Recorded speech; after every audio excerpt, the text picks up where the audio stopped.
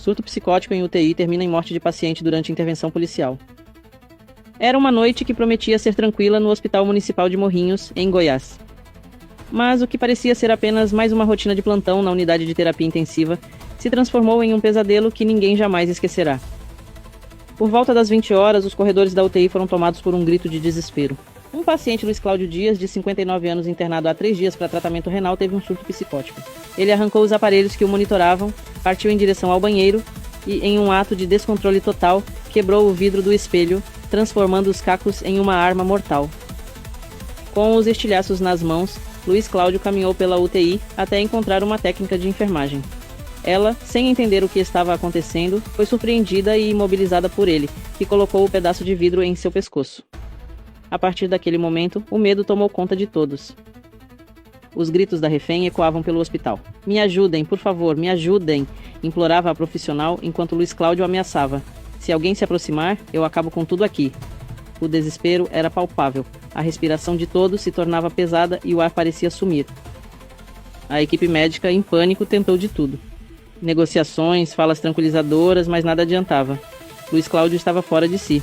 Sem alternativas, a polícia foi chamada, e foi aí que o caos atingiu seu auge. Quando os policiais chegaram, adotaram protocolos de gerenciamento de crises. Tentaram, por vários minutos, negociar com Luiz Cláudio, mas ele não cedia.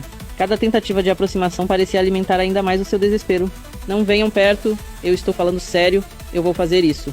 Ele gritava com os olhos arregalados e uma expressão de desespero que deixava claro. Ele acreditava no que dizia. A tensão no ar era insuportável. Cada segundo parecia uma eternidade.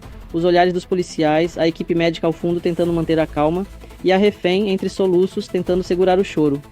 Tudo isso pintava um quadro de puro terror.